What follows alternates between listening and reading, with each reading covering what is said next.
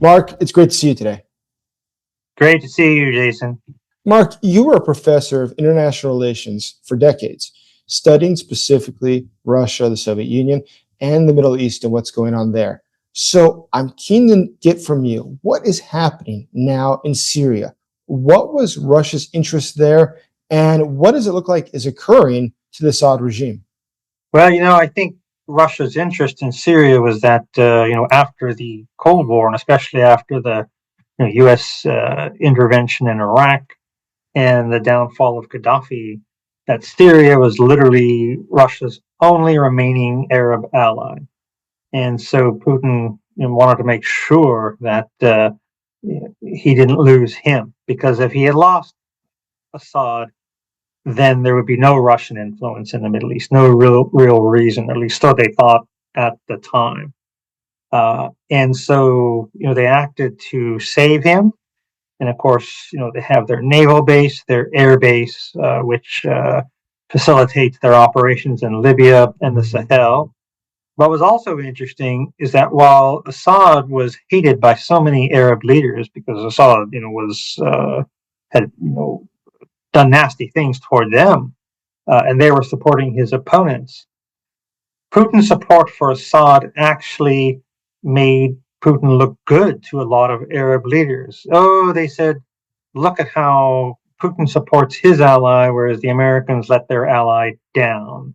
That they had let down the Shah of Iran, they let down Mubarak of Egypt. We were just withdrawing from Iraq. In fact, what was interesting, the Arab Spring began right after the U.S. basically withdrew from Iraq. And of course, it was clear we were not happy about being in Afghanistan anymore. And so I think what was interesting was that the Arab governments, including all of those allied to the U.S., all began to turn to Russia, either because they really thought that the Russians were, better arms suppliers, didn't ask questions about democracy and human rights, or they just wanted to make the Americans jealous. The Americans were losing interest in the Middle East. They knew that the Americans were worried about Russia or getting worried. Let's flirt with the Russians, that way get the Americans interested. And so I think that, and that Russian actions in Syria, they made them look good. It helped with arms sales. Here are battle-tested weapons that we've used in Syria. Wouldn't you like to buy some of these? And the answer was often yes. So I think that the operation in Syria, really helped Putin. And it was very interesting. In the Cold War, if there had been a Soviet intervention in Syria like this, everyone would have been afraid that they were next. To me, what was fascinating about this experience with Russian intervention in Syria is that no Arab government felt threatened by this. Even the Israelis didn't feel threatened by this. And it was partly because since Iran was already in Syria, that they let themselves be convinced that a Russian presence in Syria would somehow keep the Iranians in check. And that was a good thing. Better to have the Russians there than not there. So they benefited from all this. And I think, though, that what happened was that, Putin's great victory in Syria was more apparent than real. In other words, that he had no more than 4,000 or 5,000 people there at any one time. He had the Air Force there bombing people, but it was Hezbollah fighters. It was the Iranian Quds Brigade of the Islamic Revolutionary Guards Corps that were doing the actual fighting on the ground. It was with Russian help that they succeeded in propping up Assad and regaining territory for him. So, it all depended, though. In other words, it wasn't just Russia's effort. And then now, after the invasion of Ukraine in 2022, there were people who thought, oh, well, will Russia be able to remain in Syria? Will things go sour? Well, it didn't seem to at first. That's because Hezbollah and Iran were still there. But now what we've seen is that Hezbollah is on the back foot. The Israelis have really hit them hard. And their main concern is Lebanon, not Syria. So they've withdrawn fighters from Syria. The Iranians are on the back foot as well. And Assad's army is just not that good. In other words, it was like the East European armies during the Cold War. They weren't designed to fight on their own. They were there just to, play a supplementary role to the Soviets. And so Assad, his own forces just aren't very useful. And I think that the HTS, as well as the Turks and others, saw an opportunity, and I doubt if they realized that they were going to be so successful. And I'm not sure, if what's happened is so much a sign of their strength as the Assad regime's weakness, as well as Russia's and Hezbollah's weakness in Syria. So it's not only, though, in Syria that Russia seems to be having some problems. We see that now, in the case of Georgia, there's huge protest every day against the pro-Russian political party there. In the case of Moldova, the Russians tried to influence the outcome, yet the pro-European political party and the referendum to join the European Union both passed. We see also in Romania, there's large protests there against Russian influence in their elections. Globally, it looks like Russia is having more and more troubles. Do you ever get the sense that perhaps all these different crises happening at the same time, while the ruble itself is struggling? Just last week, it lost more than 10% in one day, though now it seems to be bouncing back. There's serious problems within Russia, all coupled with an inflation of above 28%. Now, looking back, do you think this could cascade into a collapse of Russia's hegemony in the region or globally and the alliances that they have? I think it's certainly possible. It reminds me of, like, at the end of the Cold War. And during the Cold War, they faced crises, but usually one at a time with their various allies in East Europe or wherever. And then suddenly at the end, it was crises everywhere, which they couldn't, including at home, which they couldn't deal with easily. And I think similarly now, we're seeing, pushback against Russia or Russia's allies, whether it's in Syria, and certainly Georgia, Moldova, Romania, and of course, not to mention Ukraine is putting up a lot of pushback against the Russians. And I think that they may have been more successful in the Middle East had they not gotten themselves involved in Ukraine. They undoubtedly don't see it that way. But yeah, it's like a lot of things are happening that is very hard to deal with. And of course, you mentioned the inflation. It really is terrible. Now, of course, Iran has shown us that a nasty government can experience high inflation for decades and still remain in power. And I'm not sure that alone would undermine Putin, but it's not helpful that he it makes things worse, and it just means that he has to worry more about domestic security. That may not have been as much of a problem before. Now I think it's a growing problem. And that's the thing. In other words, he's experiencing more and more problems, and we know he has only finite resources because he's wasted so many young Russian lives in Ukraine, as well as lots and lots of money. I don't think he's going to be able to turn this around very easily, and well, probably not at all. The question is, can he sort of, keep what he has, or is he going to lose even more, or will he lose everything? So, what does this all, though, portend for Putin and his regime? It looks like he might be on thin ice. What do you see? I think he is on thin ice, certainly with regard to Syria. Just as in the past, his seeming success in Syria helped bolster Russia's image in the Middle East. His problems in Syria will undermine his image elsewhere in the Middle East. In other words, that if Arab leaders thought he was good because he supported his allies so strongly, now they see that he can't. Well, what does that mean for what can he do for them? I think that those countries that thought that buying weapons from Russia was a really clever idea because they didn't bother about human rights concerns or anything like that. Now I think that Russia has need for its weapons, obviously, with regard to Ukraine. It's not so easy necessarily to get Russian weapons, or to be assured that you can get more, or they can be refurbished or anything like this. So it was really a dumb thing to have become reliant on Russian weaponry, I think, for a lot of people in the Middle East. So I think in the Middle East in particular, what's going on in Syria will have a very negative effect. And elsewhere too. In other words, that the fact that Putin is facing pushback in Georgia, in Moldova, in Romania. This is not what they were hoping for. That they were hoping to sort of get these situations settled in what they thought was going to be the right way. Now, one of the things that we saw at the end of the Cold War, of course, was rising problems within the Soviet Union itself.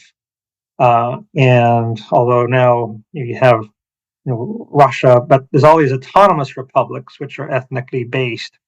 And my sense is that someone like Kadyrov in Chechnya, or whoever might replace him, in other words, they're loyal to Putin so long as Putin is strong. If they see that he's not so strong, then I wouldn't be surprised if we see Muslim separatist activity revive and maybe led by some of these Putin-appointed leaders. They think they can succeed. Now, we haven't gotten there yet, but I wouldn't be surprised if at some point we see something like this. Obviously there's lots of problems. So I have a feeling that the crisis for Russia won't be just one crisis. In other words, that at some point, if he has to resort to conscription, this is going to be highly unpopular. I think that he has.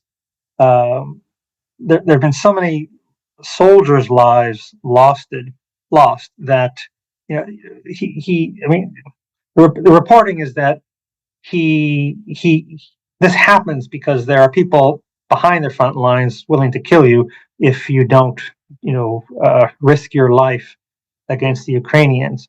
Well, at some point, either these people on the front lines are going to turn around and shoot the people who are repressing them, or Putin is going to need to send the repressors, the security forces, into battle, and they're not going to like that at all. They like being repressors. They don't like being the ones to sacrifice their lives. So I think that it's keeping people happy. Now, I think part of the problem with the inflation is that I think Putin's power, the way he gets loyalty on the part of his lieutenants, is that they're making money. They're not doing this just for Mother Russia. They're doing this because they're getting rich. That the more inflation there is, the more worthless these assets might be. And this is obviously a real disappointment for them. And I'm sure for a lot of them, it's going to occur to them that if we just stop the war, whether in place or even give up what we have, that we can make more money by getting along with the West, with China. If their main motive is to make money, then there are better ways to do it than under Putin. That Putin is hurting these. So, in other words, there's disaffection among the population, disaffection among Muslim minorities, disaffection within the armed services, disaffection among his lieutenants. In other words, that there's a lot of things that seem to be going not so well, and I think that the more opportunities there are, then at some point one of them is going to be seized upon. And as we know with revolution elsewhere, is that when you look back, there's always factors that seem to have made it inevitable, but at the time it seems to come about through some really surprising set of events, that just some little thing happens that shouldn't have done this, like the guy in Tunisia who set himself on fire, which led to the Arab Spring. How on earth, who could have predicted that this self-immolation would have led to this political movement? But it did. And I think that's the kind of thing that Putin's problems are have risen to the point where some little thing like this could happen. We saw what happened with Prigozhin. I think it was June of last year, that he sends his forces toward Moscow and no one stops him. Not quite sure why he actually stopped, but it wasn't because he was forced to. That he decided that this wasn't such a clever thing, and of course he ended up paying for that.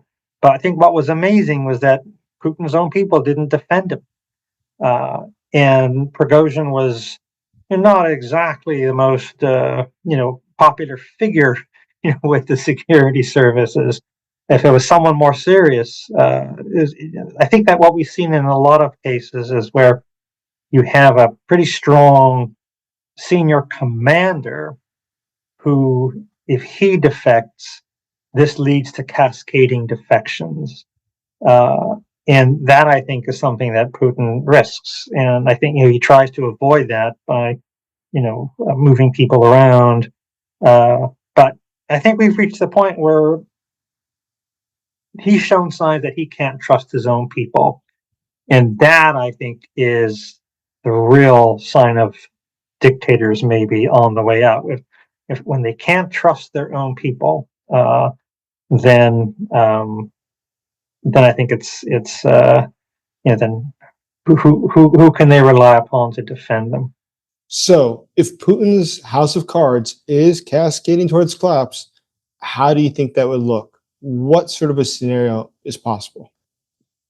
It's not fair. I think what everyone now is waiting for is, what's Donald Trump going to do? That no one's certain. What it's going to be. Is it going to be is his animosity toward Ukraine going to serve to save Putin? And that's I think the thing that can save Putin are mistaken decisions on the part of certain Western leaders, if anything does.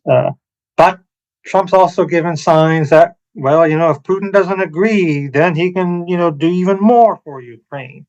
In other words, it's a real uncertainty about what's going to happen under Trump, unlike the very placid certainty we've had under Biden.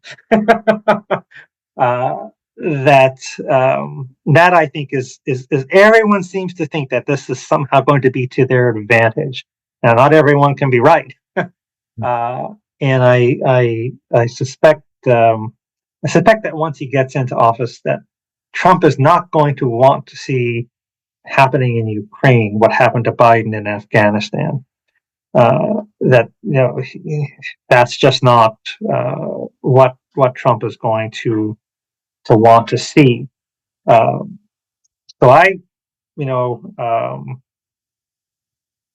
and then I think that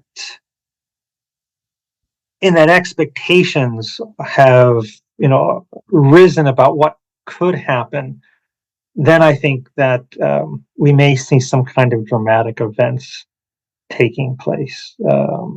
If Trump does not turn out to be the great friend of Putin that some hope he will be. I don't think he really is, but of course, I don't know for sure.